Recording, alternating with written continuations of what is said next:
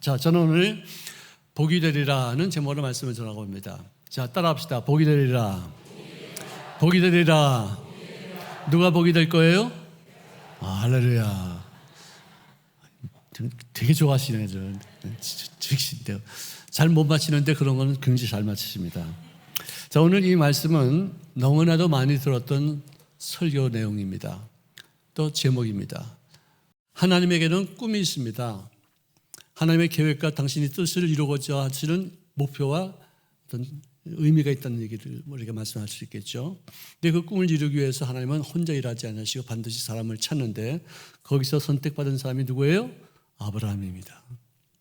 아브라함의 영적인 상태가 어땠느냐, 그 가정이 어떤 모습으로 신앙생활을 했느냐. 그의 아버지 데라가 강 저쪽에 거주하면서 다른 신을 섬겼다. 강 저쪽이 어딘가? 유프라테스 강 동쪽이에요. 거기는 우상을 섬기는 나라고 그냥 아주 부패한 그런 곳이었어요. 근데 이제 저쪽에서 강 이쪽으로는 아직은 예수를 믿는 어떤 하나님을 모르는 어떤 그런 가나안 땅이에요. 아직 여기 선택받은 땅이 아니에요. 이런 것인데 어쨌든 창세기 11장 31절을 보니까 데라가 온 식구를 데리고 가나안 땅을 향해서 가려다가, 즉 다시 말해서 유프라테스 강을 건너서 가나안 땅으로 가려고 하다가 하란, 즉 아직 강을 건너지 않은 상태에 거기서 머물다가 205세가 되면 그가 죽었다고 기록하고 있어요. 성경에는 데라가 온 가족과 더불어 함께 왜 하란 땅으로 왔는지에 대한 설명이 없어요. 어쨌든 가나안 땅에 좀 더 가까이는 왔어요. 근데 강을 건너지 못하고 거기서 머뭇거리다가 죽었는데, 거기서 하나님께서 아브라함에게 나타나셔서 그게 명령하셨는데, 그것은 그냥 목적이 있어서, 분명한 뜻이 있어서 하나님의 꿈을 이루기 위해서 선택받은 사람에게 주신 명령이었어요. 새로운 삶을 염두에 두고 주신 명령인데, 너는 너희 고향을 떠나라. 너희 친척 떠나라. 너희 아버지 집을 떠나라. 내가 너에게 보여줄 땅을 향해서 출발하면 한 걸음 한 걸음 너를 인도할 것이다. 세 가지를 떠나라고 그러셨어요. 아브라함에게는 참 생소한 일입니다. 왜 가만히 있는 사람을 떠나라고 말하느냐. 그것도 또 고향 땅만 떠나는 것이 아니라 친척도 떠나고 아버지 집도 떠나라. 이해가 할 수 없었어요. 이 말의 뜻은 뭐냐. 너희 육신의 아버지 집을 떠나서 지금부터는 이제는 너희 영의 아버지의 집을 향해서 나아가라.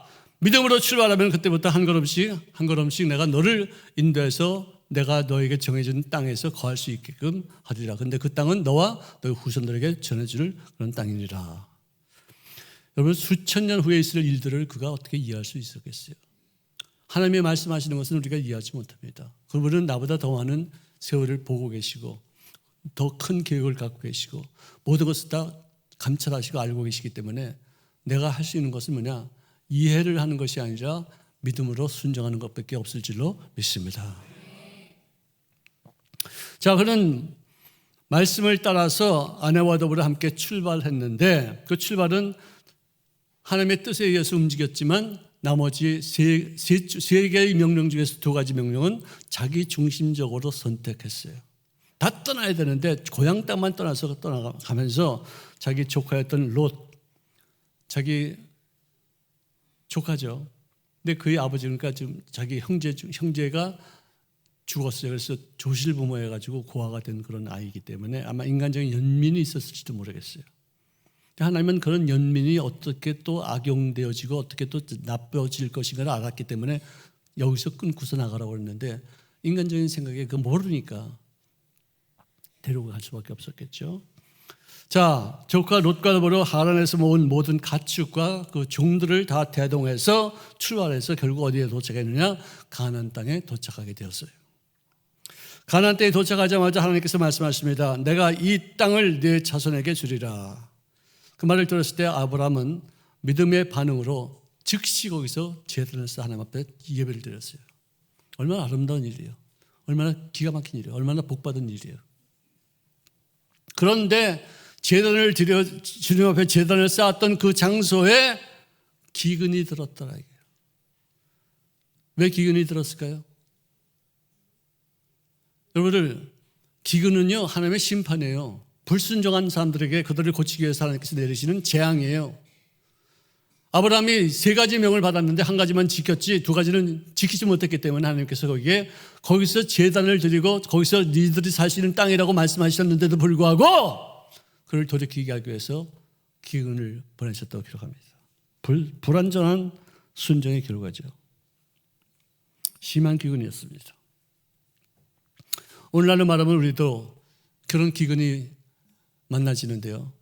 경제적인 어떤 그런 기근으로서 주가가 폭락한다거나 환율이 급등한다거나 부동산이 침체되는 어떤 그런 기근, 취업률이 저조해서 젊은이들이 대학을 나와도 어디 가서 일할 데가 없어요. 이게 다 기근이에요. 이렇게 불어닥치는 이런 기근 중에 사람들은 너무나도 쉽게 떠납니다. 이직하거나 이사하거나 이민 가거나 아니면 이자다른 것 중에 또 뭐 있죠? 이혼하거나 뭐 이런 것들. 네? 동물의 세계에서도 어떤 기근이 들었을 때 먹을 것이 없을 때 그들이 때를 지어서 움직이는 이동하는 그런 경우도 있고 어떤 동물은 동면하고서 깊은 굴 속에서 잠자는 어떤 그런 동물이 있어요.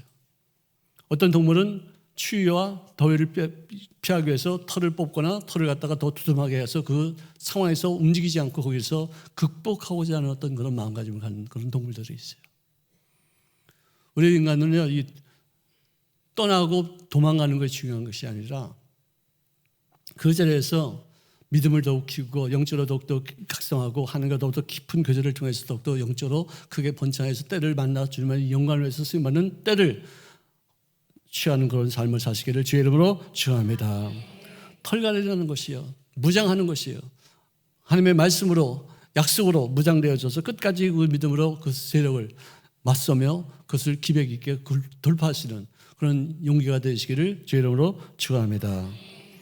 여러분들 어려움은 어느 곳에나 있습니다. 누구 하나 어려움이 있어서 그걸 피하려고 하면 다른 어려움이 또 생기는 것이 정말 신기해요. 약속하신 그 가나안 땅에 기근이 들었다는 것이 진짜 이해가 안 가지만 기든 양의 띠를 조이고 주님을 의지해서만 했으면 좋을 텐데 이 아브라함은 애굽으로 가자. 여기 있다가는 우리 전부 다 죽겠다. 우리 가축들도 다 죽고 우리 종들도 다 목말라 다 흩어졌으니 우리가 여기서 뭐 할 게 뭐 있겠냐 싶어서 애굽을 땅으로 이동했어요. 여러분들 갈대우르에서 가나안 땅에 가서 출발할 때는요, 자신만만하게 하나님의 명령을 따라서 갔기 때문에 아주 기분 좋게 갔습니다. 하나님의 명령했기 때문에 나는 갈 바를 모르지만 믿음으로 출발했습니다. 그래서 탁 가서 가나안 땅에 도착했는데 거기에 기근이 들었어요. 그래서 거기서 호구지책으로 살기 위해서 가족들을 먹이기 위해서 또 다른 사람들은 우리가 데려갈 수 없으니까 이제는 진짜 가족들만 데리고서 이제 갔는데 그때는 두려움이 생기는 것이에요. 왜? 하나님의 명령에 의해서 가는 것이 아니라 자기 임의로 먹고 살기 위해서 가는 것이에요. 불안합니다. 두렵습니다. 그 두려움을 피하기 위해서 인간적인 방법을 썼는데 다른 또 두려움이 생기는 것이에요. 이거를 잠언서 29장 25절에 사람을 두려워하면 올무에 걸리게 되나 야훼를 의지하는 자는 안전하리라. 할렐루야. 그때 당시에는요, 아내를 빼앗기 위해서 남편을 죽이는 일이 아주 빈번한 어떤 하나의 일상이었었어요. 무법천지입니다. 애국이라는 나라가 그런 나라였었어요. 그러니 이제 그것이 하나의 어떤 생존 관행인데 아내를 빼앗기 위해서 남편을 살해했던 그런 무법시대에서 이 아브라함이 택한 것은 뭐냐? 여보 이 좀 와봐. 내 말 좀 들어봐. 그들은 정말 보니까 정말 내가 봐도 아름답고 아리따운 여인이 아니겠어? 애굽 사람들이 만약에 당신을 보게 된다면 아마 분명히 나를 죽이고 그들은 살지 몰라도 나는 반드시 죽을 것 같아. 그러니 당신이 나를 오빠라고 부르면 우리는 둘 다 살지 않겠나? 저는 이 선고를 읽으면서요 항상 생각나는 게 뭐냐면은 홍도야 우지 마라. 오빠가 해준 게 뭐가 있다고 큰 소리 치고 자빠졌어 그래. 아니 나 그 가사를 읽어보니까 오빠가 해준 게 아무것도 없어. 근데 괜히 큰 소리 뻥뻥 치고 아무것도 아닌 게 오빠가 있다. 오빠가 해준 게 뭐 있어? 오빠 믿지 마시길 바랍니다. 남편을 믿을 게 하나도 없어요. 오직 주님만 믿으시기를 주의 이름으로 축원합니다. 그래서 그 아내를 바로 궁에 시집을 보내는 그런 경우가 됐으니 얼마나 기가 막혔어요. 돈도 많이 벌었죠. 가축도 많이 받죠. 금은 많이 얻었죠. 근데 기쁠까? 행복할까? 그 불 꺼진 창문 쳐다보면서 얼마나 고통스러웠을까? 말 안 해도 알아요.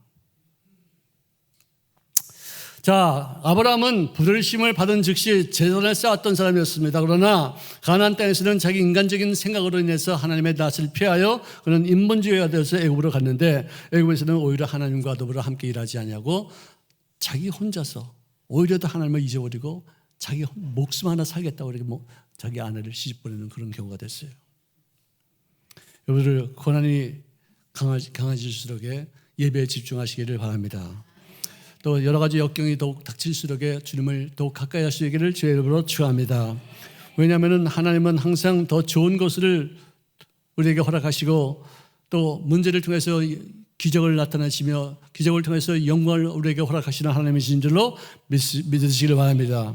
하나님께 초점을 맞춰야 돼요. 어려울수록 힘들수록 하나님이 안 계신 것 같은 느낌을 받을수록 하나님이 나를 버리신 것이 아닌가는 어떤 그런 정말 기가 막힌 어떤 그런 곤경에 빠질수록 오히려 더 하나님을 더 가까이 하시기를 주의 이름으로 축원합니다. 따라합시다. 고난은 잠깐이요, 은혜는 영원하다. 아멘. 고난은 잠깐이에요. 근데 그걸 못 견디면 그 영원한 은혜를 놓치는 수가 많이 있는 것이에요. 고난은 잠깐입니다. 근데 고난이 나에게 아픔을 주고 실패를 주고 슬픔을 주고 고뇌를 주고 배신감을 갖다 주는 그런 경우가 많이 있지만 조금만 지나고 나면 그 고난이 나의 삶에 유익이 되어지게 될 줄로 믿습니다. 아멘. 자, 오늘 본문 말씀이 있습니다. 하나님께서 아브라함에게 하신 말씀이 내가 너로 큰 민족을 이룰 것이다. 누가 하는 거예요 이게? 하나님이 하시는 일이에요. 내가 너에게 복을 주게 될 것이다. 할렐루야. 내가 너의 이름을 창대하게 할 것이니라. 너는 복덩이가 될지니라. 너는 복이 될지니라. 너는 복의 근원이 될지니라. 너는 복의 원천이 될지니라. 너 때문에 많은 사람들이 너를 통해서 복을 받게 되리라. 할렐루야. 고난이 만드는 놀라운 열매예요. 왜 고난을 싫어합니까? 왜 고난을 피하려고 듭니까? 고난을 외면하려고 듭니까? 왜 고난을 잊으려고 술을 마십니까? 고난을 직면하는 거예요. 대처하는 거예요. 대항하는 거예요. 그러면 그 고난 때문에 우리들의 속사람이 강해지고 하나님을 의존하는 믿음이 더 세지고 그 전능하신 하나님께서 나에게 가까이 계셔서 그 고난을 통해서 나를 성숙하게 만든 바되요 고난 때문에 절대로 망하지 않냐고 고난 때문에 절대로 흥하게 될 줄로 믿습니다. 따라합시다. 고난은 나에게 유익이다. 절대로 손해 끼치지 않는다. 아멘. 절대로 잊지 마세요. 이것이 우리들의 신앙의 가장 큰 관건이에요. 고난은 나에게 유익이다. 고난 때문에 나는 성장한다. 고난 때문에 기적이 일어난다. 문제 때문에 하나님의 영광이 무엇인지를 체험하게 된다. 문제 때문에 나는 성장한다. 문제 때문에 나는 주님을 더 가까이 할 수 있다. 문제 때문에 주님과 더불어 더 깊은 영적인 교제를 할 수 있게 될 줄로 믿습니다. 이러고서도 우리가 성장하지 않고 이러고서 그냥 그 자리에 지체하고 있다는 것은 거짓말이죠. 그럴 수가 없어요. 고난은 성장의 도구예요. 특별히 신앙 성장의 가장 큰 도구가 될 줄로 믿으시기를 바랍니다. 하나님께로 가까이 나아가서 믿음을 견고히 하고 오히려 더 영적 성장을 촉진시키는 하나의 도구가 바로 고난인 줄로 믿습니다. 하나님이 나와 함께 하신데도 고난이 임해요. 왜? 하나님 함께 하시면 우리가 평안하고 모든 게 다 잘 되고 모든 게 순적하고 뭐 길이 쫙쫙 열리고 안 그래. 하나님이 나와 더불어 함께 하시도록 나를 더욱더 좋게 만들기 위해서 고난과 역경이 끊임없이 요거 끝나면 다른 게 오고 요거 끝나면 저런 게 오고 10년 동안 문제가 해결되지 않고 문제가 딱 해결됐는데 40년 동안 문제가 또 계속되는 게 생겨요. 왜? 나로 성숙하게 만들기 위해서, 나를 성장시키기 위해서 주님 앞에 쓰임받으시는 사람으로 만들기 위한 하나의 방법이 고난과 역경인 줄로 믿습니다. 하나님께서 당신의 꿈을 세우시고 그 꿈을 이룰 수 있는 사람을 만드시기까지 그를 복덩이로 만드시는 이유가 뭐냐? 나를 잘되게 하기 위해서가 아니라 그 목적은 타인에게까지도 복이 통로가 되라는 뜻인 줄로 믿으시기를 주의 이름으로 축원합니다. 우리가 겪는 어려움 속에서 하나님이 어떤 나에게 계획을 갖고 계신지 그걸 살펴볼 수 있어야 돼. 괴로워만 하지 말고 고통스러워만 하지 말고 누구 탓하지 말고 하나님이 나에게 이런 고난을 주신 이유가 무엇인지, 어떤 뜻이 있을 거 아니냐, 어떤 꿈이 있을 거 아니냐, 어떤 계획이 있을 거 아니냐, 이거 살피지도 않은 그런 사람들이 되시기를 주의 이름으로 축원합니다. 그러므로 하나님이 나를 향해서 이런 고난을 주신 것은 어떤 계획이 있을 것이고, 그 고난을 새롭게 정의를 하는 것이에요.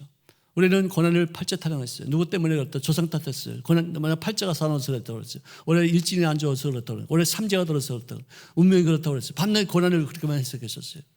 이런 잘못된 해석에서 우리가 벗어나서 고난에 대한 새로운 정의를 정립하시고 하나님의 뜻에 부합되는 인생을 사시기를 주의 이름으로 축원합니다. 자, 이제 바로가 살해를 취한 후에 그 궁에는 큰 재앙이 임했다고 기록합니다. 여러분은 죄는요, 아브라함이 지어서 아내를 시집을 보냈는데 왜 재앙이 바로 그 왕가에 이렇게 막 넘칩니까?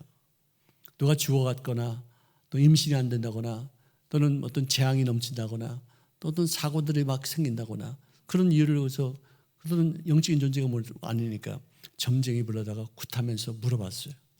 꿈에 왜 이런 일이지? 왜 이렇게 악몽이 이렇게 끊임없지? 왜 이렇게 좋은 일이 안 생기고 이렇게 집안이 이렇게 환란이 이렇게 계속 이어지지?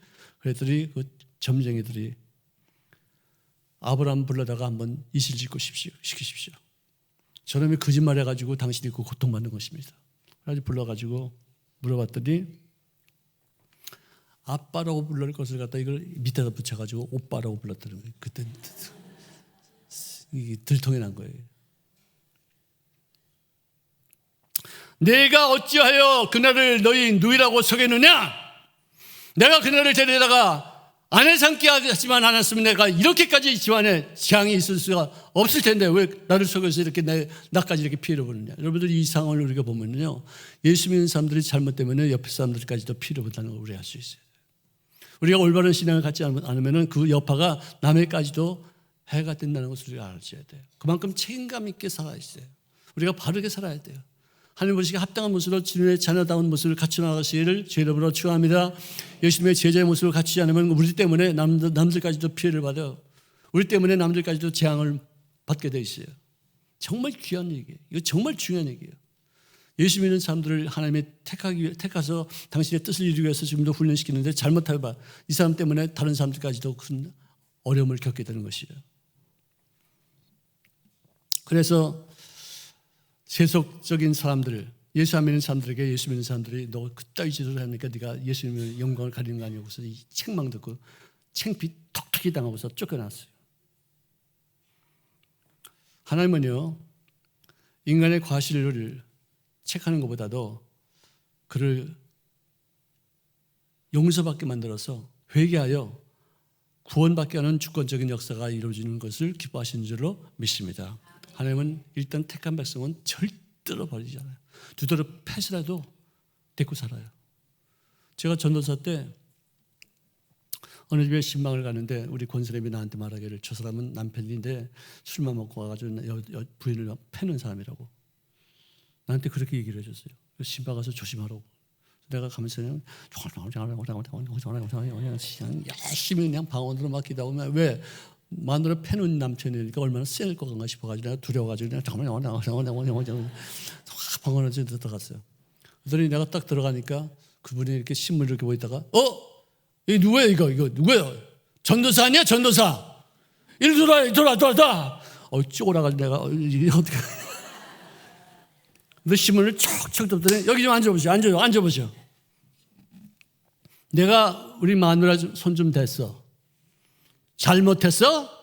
나는 이 여자 바람피는 꼴 못 봐. 내가 주도를 패스라도 같이 살 거야. 데리고 살려고 내가 패스! 그래서 내가 은혜 받았어 내가. 야 우리 하나님도 나를 버리지 않으시고 나를 두드러 패스라도 끝까지 나를 승리자로 만드시는 하나님이시구나. 그걸 깨달았어요. 우리를 절대로 여러분들을 버리지 않습니다. 두드러 패스라도 천국까지 인도하실 줄로 믿습니다. 자, 조카와 이제 더불어 이제 재산 분개가 있었어요. 바로 왕이 그 여자를 돌려보내면서 거기서 애굽에서 쫓겨날 때는 돈도 많이 주고 그냥 비유도 상하지 않게 하려고 그냥 잔뜩 돈을 갖다 줬는데 그 돈 때문에 조카와 더불어 다투게 됐어요.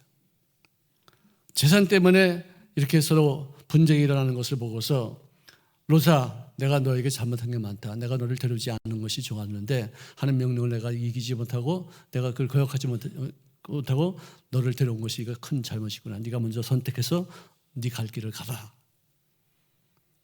그래서 롯이 떠나고 난 다음에 인간적인 불순종, 인간적인 죄, 인간이 지을 수 있는 실패의 죄에서 돌이키는 것 자체를 통해서만도 하나님이 은혜를 베푸시는 거예요.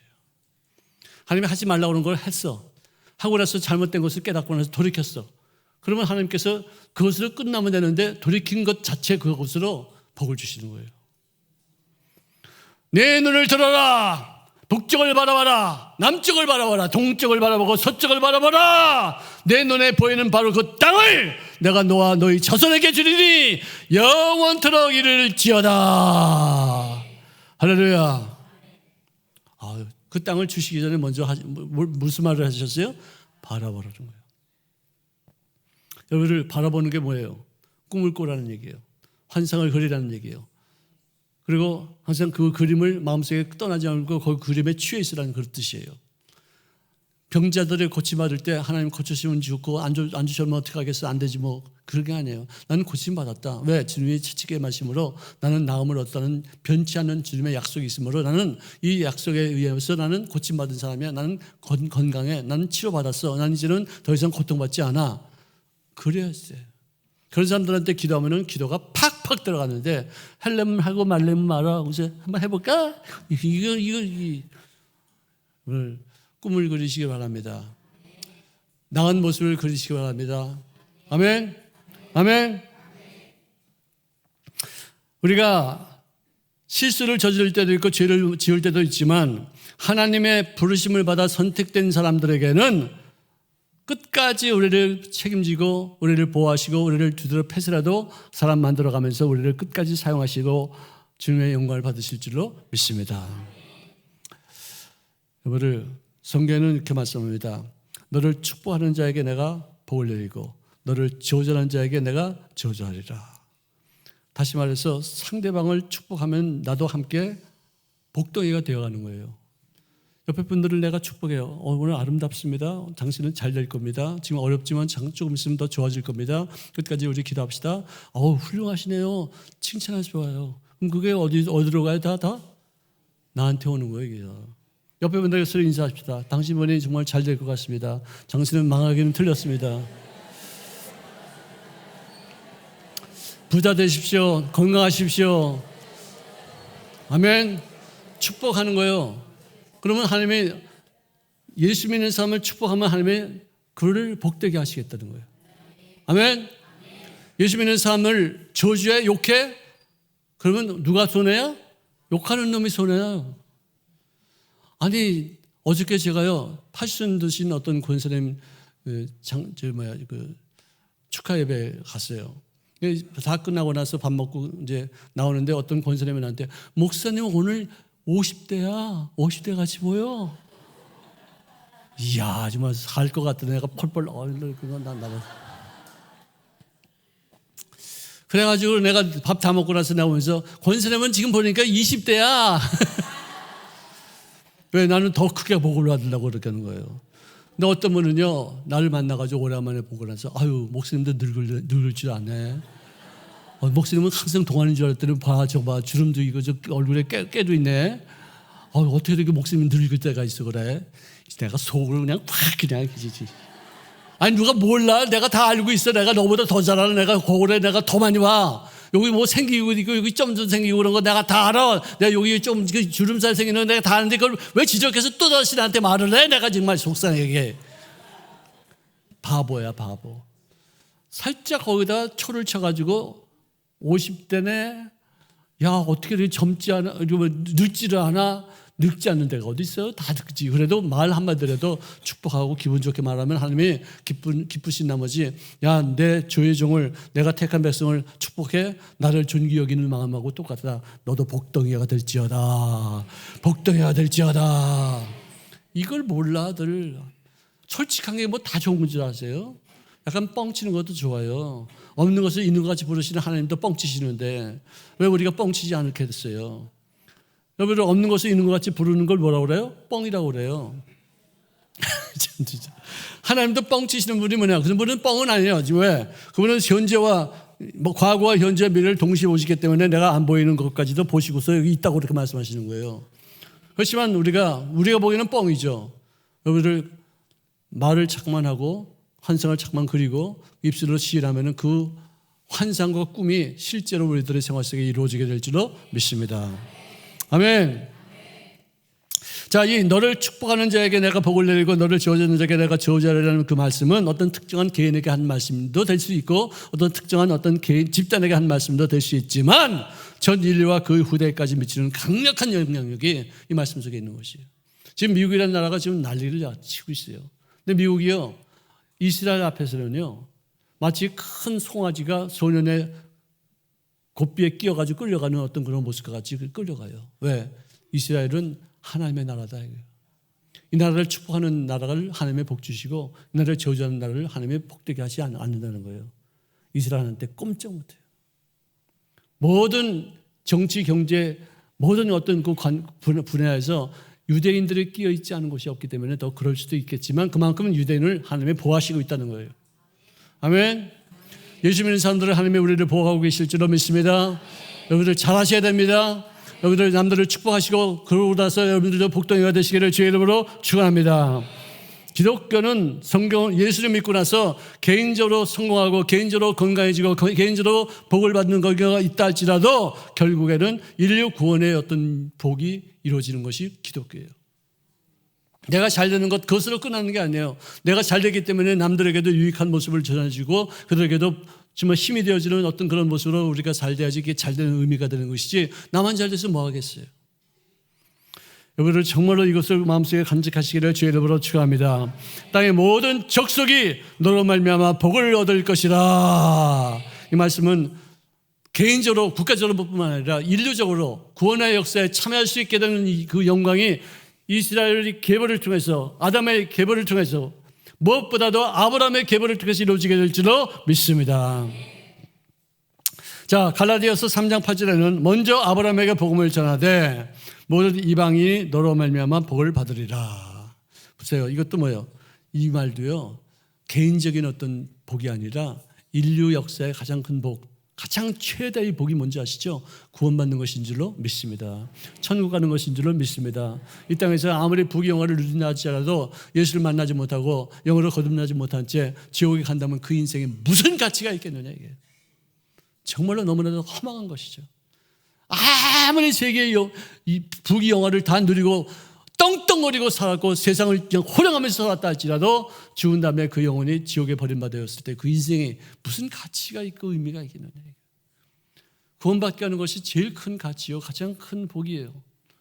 여러분들 구원받는 것을 여러분들로 끝나지 마시고 불안한 이웃들을 위해서 또 이웃에서 유리방랑한 인생들을 우리 가족 중에서도 지금 뭐 어린아이들 중에서도 우리 다음 세대 중에서도 하나님의 말씀을 대원하시는 그런 역사를 이루게 도시기를 바랍니다. 자, 따라합시다. 옆에 분들에게 인사합니다. 당신은 성공합니다. 당신은 형통합니다. 당신은 건강합니다. 아멘. 여기까지는 되게들 좋아해, 아이가 진짜. 자, 옆에 분에게 다시 기도 많이 하십시오. 전도도 많이 하십시오. 우리 교회는 부흥합니다. 인류 구원을 위해서 쓰임 받으십시다. 아멘. 아멘. 이 말도 잘하네. 여러분들 정말로 나 자신은 혼자로 끝나는 게 아니에요. 성경의 아브라함으로 혼자 끝나지 않았어요. 대대로 이루어서 그 가족, 그 계열이 전 세계에 복이 되어서 예수님의 계보가 그것이 탄생되어지고 그를 통해서 구원의 역사가 지금도 수십억씩 일어난 거 아니겠습니까? 자기 개인의 하나님이 아니라서 성경은 하늘에 계신 누구의 아버지? 우리 아버지. 거기 전부 다 소유격이나 주어가 다 우리예요. 우리. 자, 우리에게 불완전함에도 불구하고 하나님은 우리에게 지속적인 사랑을 베풉니다. 우리 연약함에도 불구하고 우리가 쉽게 유혹에 빠져서 마귀한테 종로를 하는데도 불구하고 주님은 끝까지 우리들에게 은혜를 베풀어 주실 줄로 믿습니다. 성숙함은 바로 실패를 통해서 얻어지는 믿음의 여정이에요. 우리 교회 김미숙 씨 손 들어봐요. 이미숙 씨, 그러니까 미숙 씨 손 들어봐요. 아무도 안 계세요? 저기 계세요? 이미숙 씨? 예? 이민숙이요? 미숙이. 이름을 성숙이로 바꿀지어다. 미숙이가 뭐야? 밤낮 미숙해가지고 말이지. 고난도 그냥 우습게 여기고 말이지. 고난을 갖다가 불평하고 탄식해봤자 아무런 소용이 없어요. 여기도 고난처럼 귀한 그런 한약이 어딘지 아세요? 보약이에요, 보약. 근데 보약 먹을 때 우리가 먹지 말아야 될 게 있잖아요. 보약 먹을 때 뭐 먹지 말아야 돼요? 뭐 먹지 말아야 되고? 녹두, 숙주나물, 돼지, 고기, 그다음에 술 먹지 말아야 되고, 뭐 이런 거 먹지 말아야 되잖아요. 왜? 그거 먹으면 어떻게 돼? 약효가 없어져요. 고난도 우리가 당하면서 우리가 약효가 다 없을 때가 많아. 원망하고 탄식하고 누구 탓하고 뭐 괴로워하고 그냥 왜 이러십니까? 이제 따지고 이러면은 그 약효가 하나도 없어요. 고난이 보약 중에 보약인데 그 보약을 먹을 때 그 약을 중화시키는 어떤 그런 원망, 불평, 탄식, 누구 손가락질하고 누구 탓하고 이런 것 때문에 우리가 고난 때문에 성장하지 못해요. 그래서 그 사람은 아직도 미숙이야. 참 진짜 안타깝죠. 고난 때문에 성숙하지 못한 사람들 정말 고생은 바가지로 다 밀서 성숙하지 못해요. 성장하지 못해요. 고난을 당하면서 품위가 좋아지고 인품이 좋아지고 생각하는 바가 넓어지고 품어지고 이해해주고 용서하고 사랑하고 서로 피스메이커로서 역할을 감당하는 복덩이가 되실 때 하나님의 영광이 우리의 삶을 아름답게 만들어 주실 줄로 믿습니다.